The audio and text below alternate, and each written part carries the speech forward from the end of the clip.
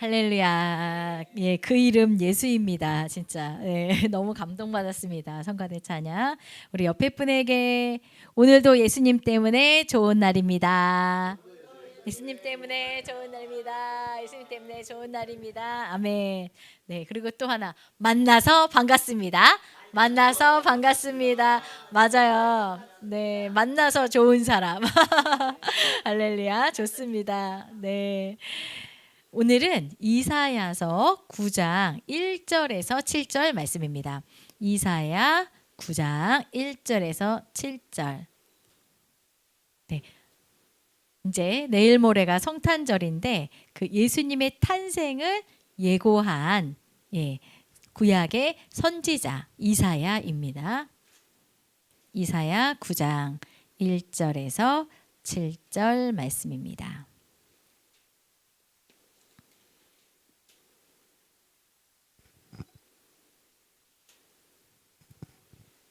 네, 1절에서 7절 같이 읽겠습니다. 전에 고통받던 자들에게는 흑암이 없으리로다. 옛적에는 여호와께서 스불론 땅과 납달리 땅이 멸시를 당하게 하셨더니 후에는 해변길과 요단 저쪽 이방의 갈릴리를 영화롭게 하셨느니라. 흑암에 행하던 백성이 큰 빛을 보고 사망의 그늘진 땅에 거주하던 자에게 빛이 비치도다. 주께서 이 나라를 창성하게 하시며 그 즐거움을 더하게 하셨으므로 추수하는 즐거움과 탈취물을 나눌 때의 즐거움 같이 그들이 주 앞에서 즐거워하오니 이는 그들이 무겁게 맨 멍에와 그들의 어깨의 채찍과 그 압제자의 막대기를 주께서 꺾으시되 미디안의 날과 같이 하셨음이니이다.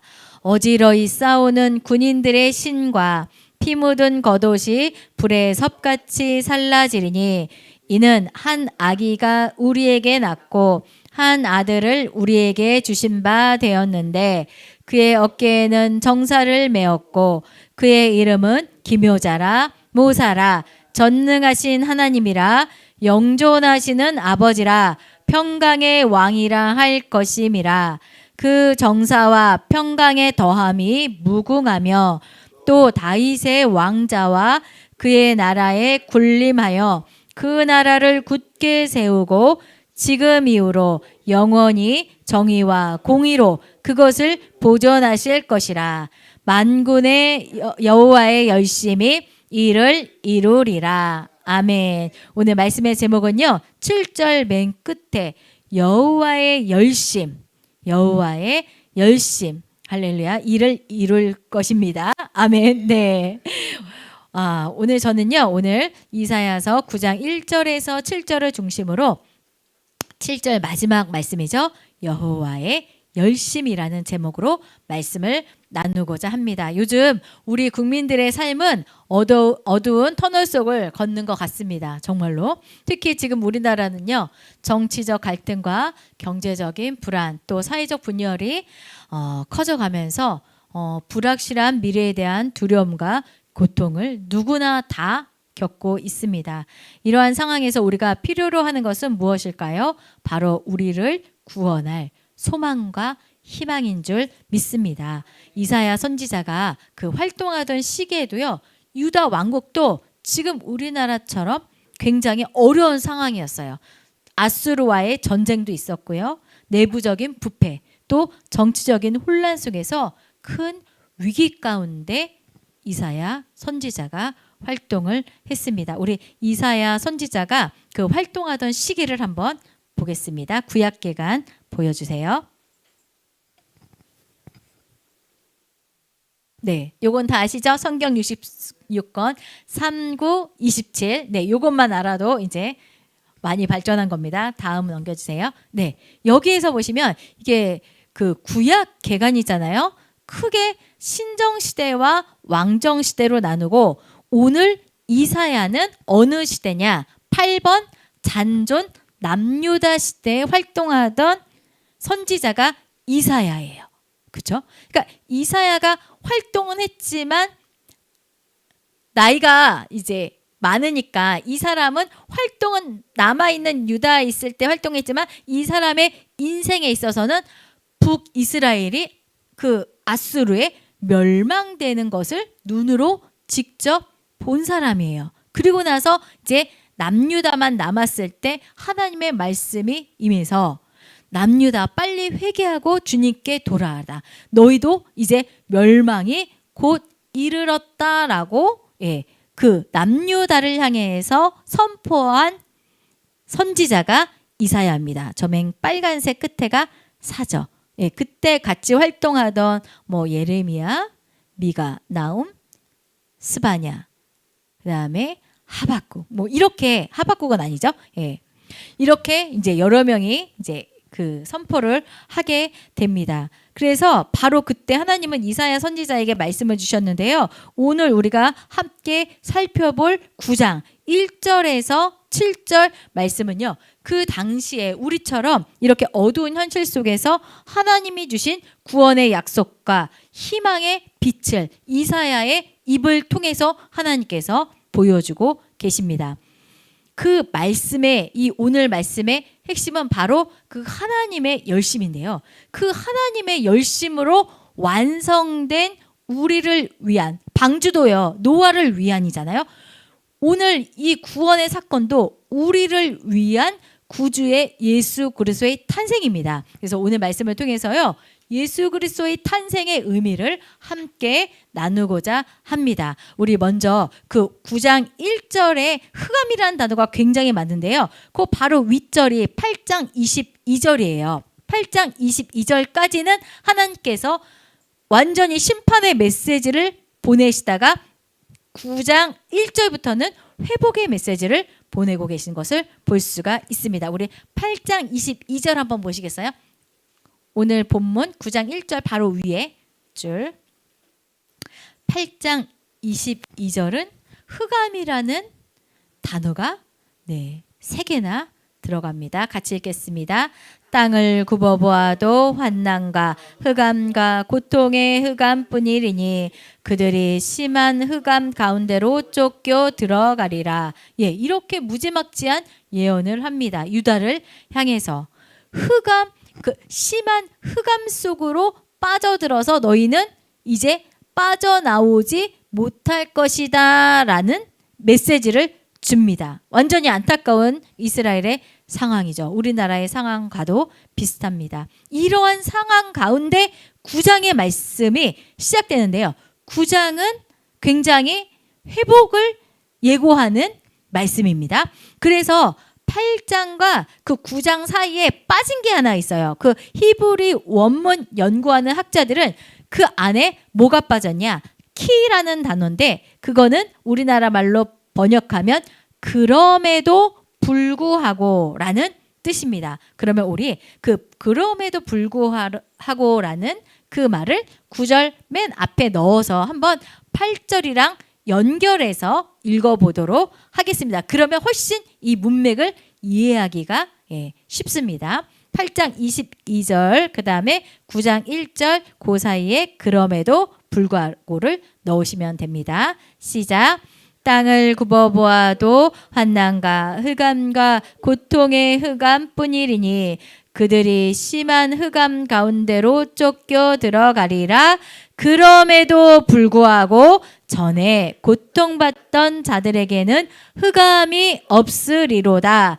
옛적에는 여호와께서 스불론 땅과 납달리 땅이 멸시를 당하게 하셨더니 후에는 해변길과 요단 저쪽 이방의 갈릴리를 영화롭게 하셨느니라. 2절도 같이 읽을게요. 2절. 흑암에 행하던 백성이 큰 빛을 보고 사망의 그늘진 땅에 거주하던 자에게 빛이 비치도다. 네, 아멘. 이제는 흑암과 빛, 큰 빛과 사망 이렇게 반대말이 오고 가고 있습니다.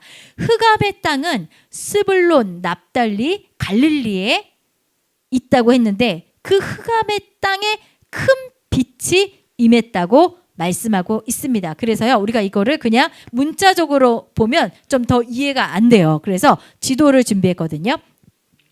한번 보세요. 스불론, 납달리, 갈릴리 지역이 어딘지 어디예요? 우리 대한민국 오른쪽 끝에 보이시죠? 네. 참 쬐끄만 나라인데 위대한 대한민국입니다. 제가 저기 대한민국 있고요. 그다음에 쭈루룩 예. 가시면 여기 깃발 꽂은데 거기가 이스라엘이에요. 바로 이집트 옆에. 그쵸? 그다음에 다음요. 저 조그만 나라를 제가 조금 더 크게 했습니다. 그래서 저기 예루살렘 보이시죠? 보이시나요? 조금 예, 잘 안 보이신 예, 가운데 있죠? 그거 동그라미 표시를 해야 되는데 제가 그거 못했네요. 여기 보시면 이제 여기가 이집트, 여기 홍해 여기 건넌 거예요. 그 다음에 여기가 예, 예루살렘. 옛날은 이걸 뭐라고 그랬죠? 가나안 땅. 그렇죠?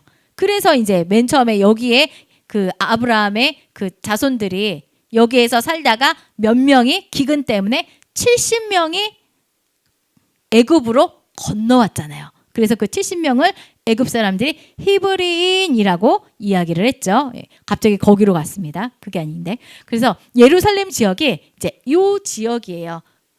그리고 여기가 이제 12지파로 나누죠. 다음 지도요. 예.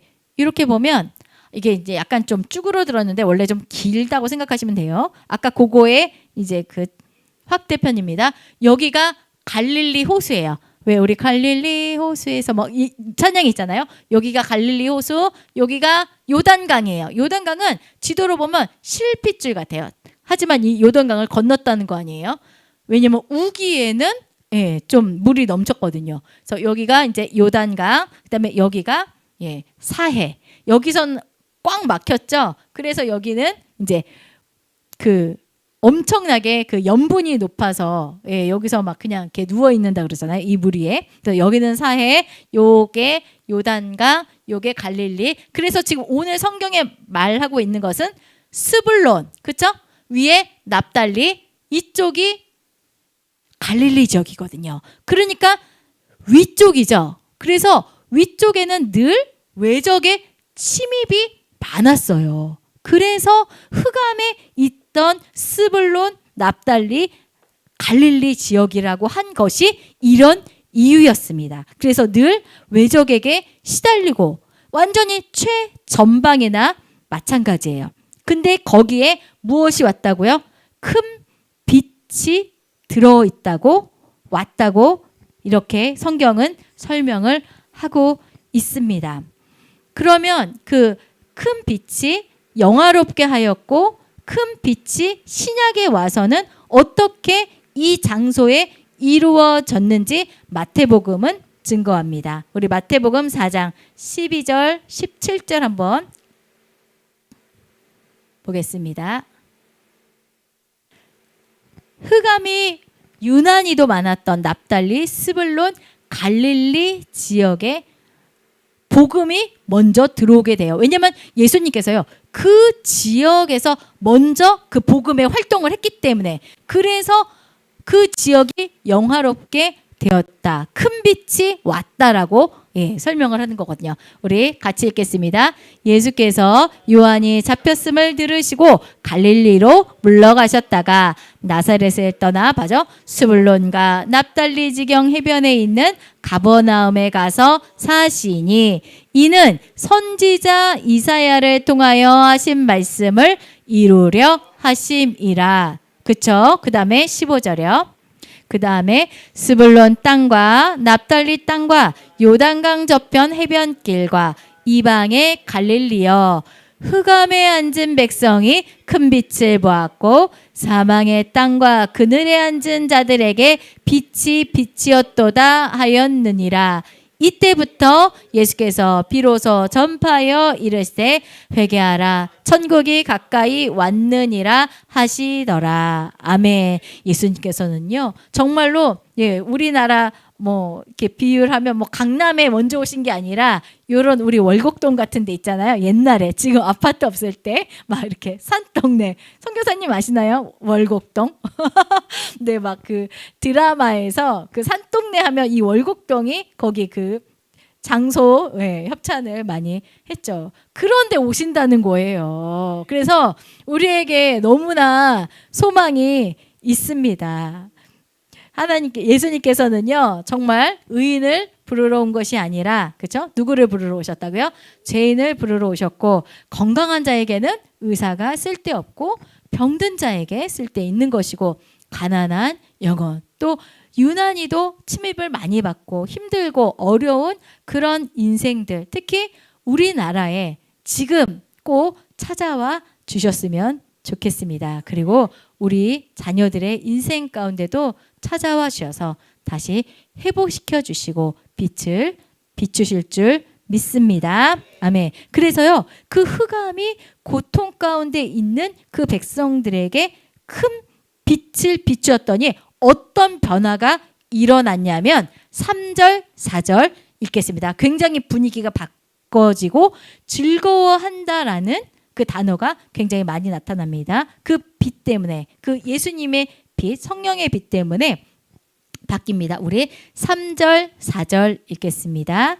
주께서 이 나라를 창성하게 하시며 그 즐거움을 더하게 하셨으므로 추수하는 즐거움과 탈취물을 나눌 때의 즐거움 같이 그들이 주 앞에서 즐거워하오니 이는 그들이 무겁게 맨 멍에와 그들의 어깨의 채찍과 그 압제자의 막대기를 주께서 꺾으시되 미디안의 날과 같이 하셨음이니라. 그렇죠. 그 변화는 즐거움으로, 기쁨으로 변화를 맞게 됩니다. 추수하는 즐거움. 추수를 하려면 어떻게 해야 돼요? 때에 맞는 기후가 맞춰져야 추수를 하고, 전쟁이 막 일어나는데 농사 짓고 추수하겠습니까?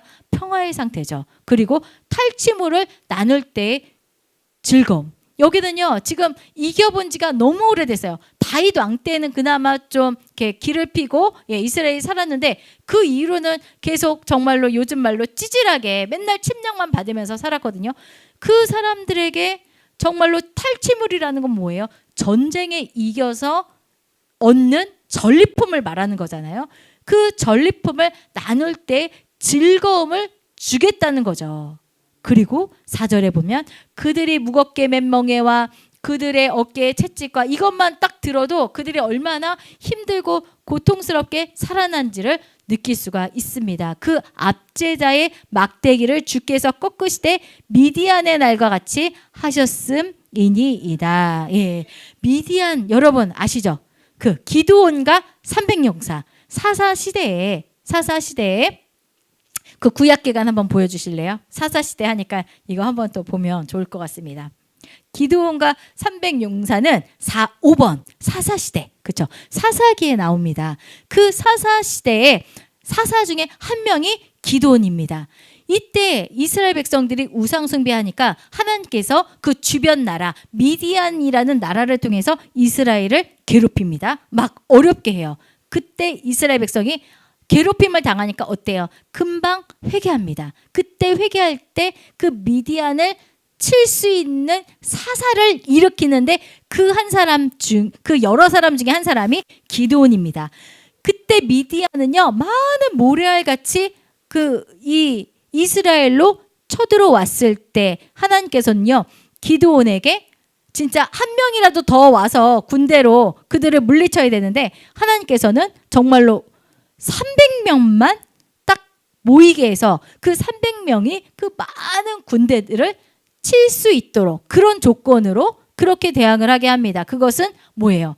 너희가 한 것이 아니라 이 전쟁은 내가 한 것이다라는 것을 가르쳐주기 위해서 그렇게 딱 300명만 고르시게 했던 겁니다. 오늘 이 말씀도 마찬가지예요. 뭐라 그래요?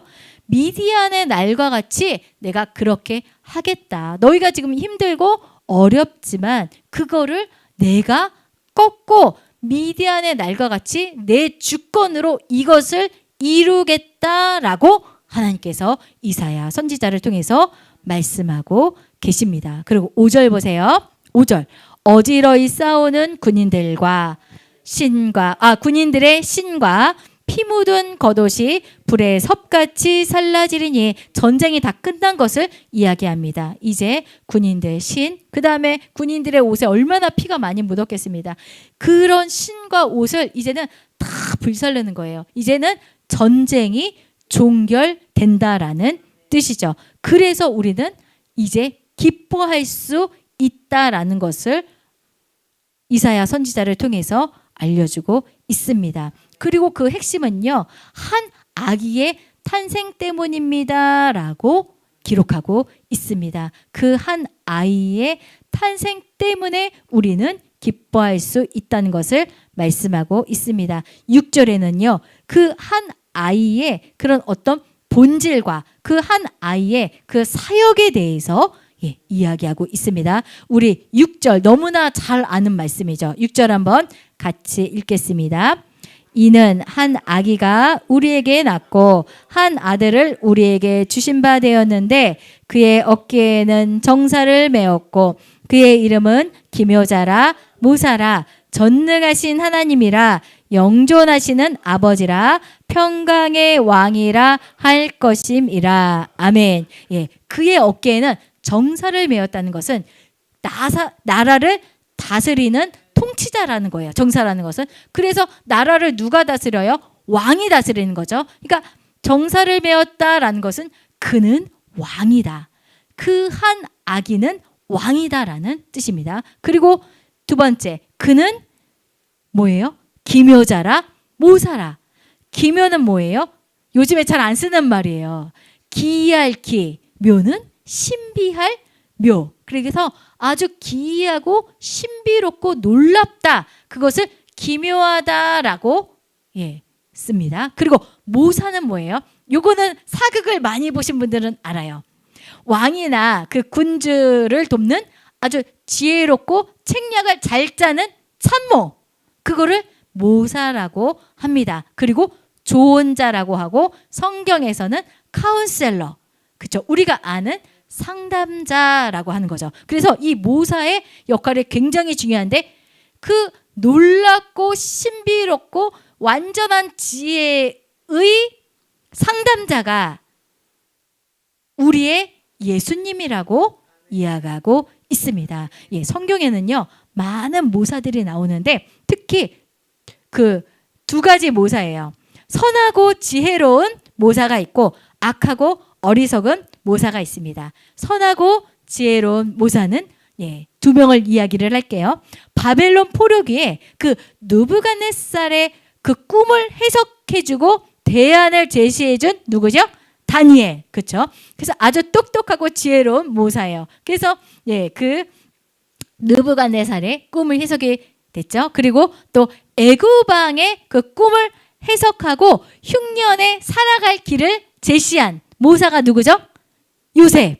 그렇죠? 그렇게 성경에 아주 똑똑하고 지혜로운 선한 사람을 살리는 모사가 있습니다. 그리고 악하고 어리석은 모사 누구냐면 그 솔로몬 시대에 그 솔로몬이 이제 왕위를 끝내고 그 아들에게 왕위를 넘겨줬잖아요. 르호보암이라고. 근데 그 르호보암 솔로몬의 아들이 이제 왕위에 딱 오르니까 백성들이 왕이시여 이제 노역을 그만하고 싶습니다. 이렇게 청원을 했어요. 국민청원처럼.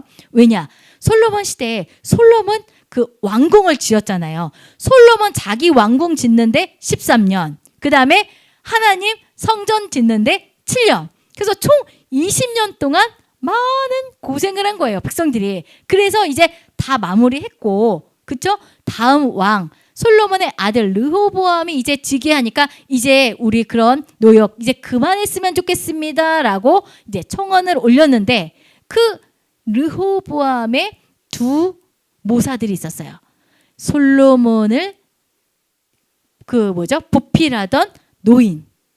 그러니까 지혜로운 노인이죠. 그리고 그 르호보암의 그 젊은 동료들. 근데 그 지혜로운 노인들은 왕이시여 이제 그만하셔도 될 것입니다. 백성들이 너무 지쳤습니다라고 그렇게 충언을 했고 그 자기의 그 젊은 동료들은 아닙니다. 지금 이런 말 하지도 못하게 더 세게 노역을 하게 하십시오라고 그렇게 조언을 했을 때 르호보암은요 자기 동료들의 말을 듣게 됩니다. 그래서 사람들이 반란을 일으켜서 그때 그 성경 개간요.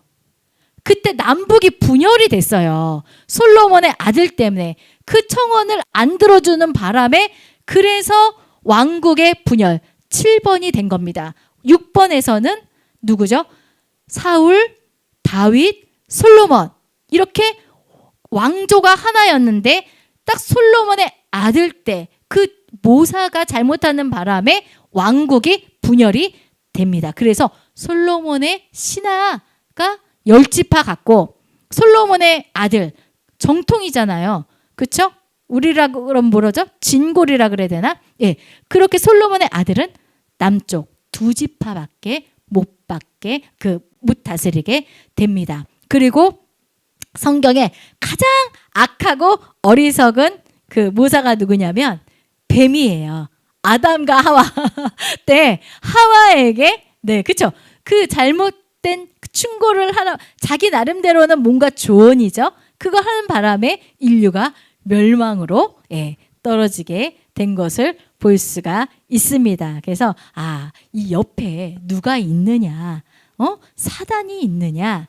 아니면 정말로 요셉과 다니엘 같은 충성스럽고 똑똑한 신하가 있느냐? 요즘 너무 많이 느끼게 됩니다. 정말로 우리는요. 해결되지 않는 그런 죄의 문제들이 근본적으로 있습니다. 죽음의 문제, 죄의 문제, 누구도 답할 수 없는 가장 본질적인 문제들입니다. 그런데 예수님께서는요, 그 친히 자기 몸을 온전히 희생하셔서 대속사역을 이루시는 진정한 기묘한 모사임을 기억하시기를 바랍니다. 우리가 얼마나 결정해야 될 그 많은 순간들이 있습니까? 그때마다 정말로 우리의 훌륭한 그 정말로 깜짝 놀랄 그 카운셀링 하시는 예수님에게 물어보시기를 바랍니다. 그리고 그는 청탁을 해도 문제가 되지 않아요. 우리가 지금 잘못 청탁해서 난리가 났잖아요. 예수님 앞에 청탁하시면요. 가장 좋은 방법으로 알려주시고 돈도 안 받으시고 문제도 안 생기고 살 길을 열어주심을 믿으시기를 바랍니다. 그래서 많이 청탁하세요. 예수님한테. 그리고 그는 전능하신 하나님입니다. 라고 얘기하고 있습니다. 전능하신 하나님은요. 전쟁에 능한 하나님이에요. 전쟁을 할 때 누구를 위해서 하죠? 자기 백성을 위해서 해요. 그 예수의 뜻도 뭐냐면 예수의 뜻도 자기 백성을 구원할 자입니다. 오늘 마찬가지예요. 이 전능하신 하나님도요. 누구를 위해서 싸우고 일합니까? 자기 백성을 지키기 위해서 안전하게 지키기 위해서 전능하신 하나님으로 우리 옆에 계신 줄 믿습니다. 그 다음에 영존하시는 하나님, 영원히 존재하시는 하나님. 우리의 육체의 아버지는요. 우리보다 먼저 빨리 갈 수도 있고 또 우리와 관계가 안 좋을 수도 있어요. 하지만 우리 하나님은 그런 보호자의 역할뿐만 아니라 세상 끝날까지 내가 너와 함께하리라고 약속하시는 든든한 영존한 아버지임을 늘 감사하시길 바랍니다. 그리고 평강의 왕이라고 합니다. 평강은 뭐냐면 샬롬입니다. 샬롬은 전쟁이 없는 상태를 샬롬, 평강의 상태라고 말하는데 여기서의 그 평강은 전쟁이 없을 뿐만 아니라 우리의 삶에 부족함이 없는 상태, 너무나 만족함을 주는 상태. 그래서 다윗이 그랬잖아요. 시편 23편에 여호와는 나의 목자시니 내게 부족함이 없으리로다. 그게 정확한 답이에요.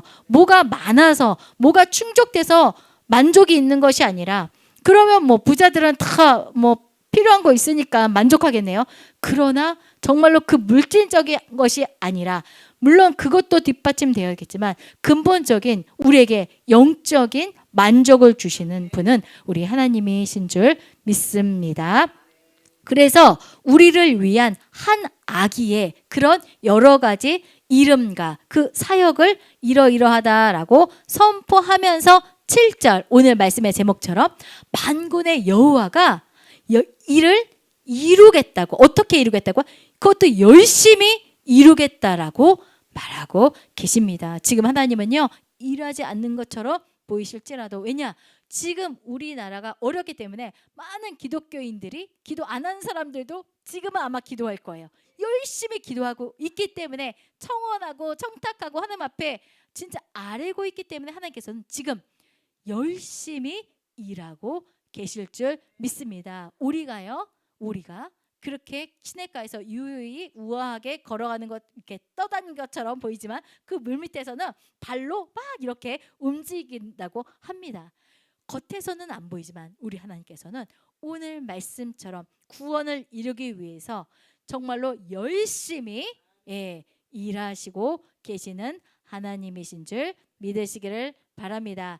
이것이 복된 소식이고, 이것이 복음이고, 이것이 굿 뉴스예요. 그래서 아까 우리 1절에도 말하고 있지만 흑암에 사는 사람들, 아직도 예수님을 모르는 사람들, 이렇게 좋으신 예수님을 아직도 인정하지 않고 나의 성을 쌓고 나의 아집과 내 힘과 내 지혜와 내가 가진 것을 믿고 사는 사람들, 그러니까 예수님이 필요 없다라고, 그렇죠? 생각하는데 그거는 잘 몰라서 그런 거예요. 그러니까 우리가 더 잘 알려줘야 돼요. 그들에게 알려줘야 그들이 예수님이 좋은 거를 믿겠죠. 어떻게 알겠어요? 그러니까 전하지 않는데 어떻게 알겠냐고 바울이 호소하지 않습니까? 마찬가지로 이렇게 성탄절, 정말로 이 복음을, 굿뉴스, 이렇게 좋으신 하나님을 전하시는 저와 여러분이 되실 줄 믿습니다.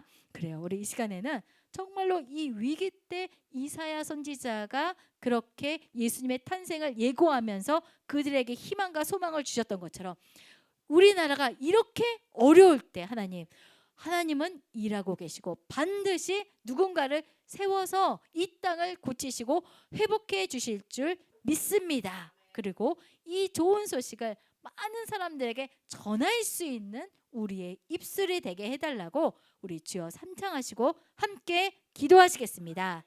주여, 주여, 주여,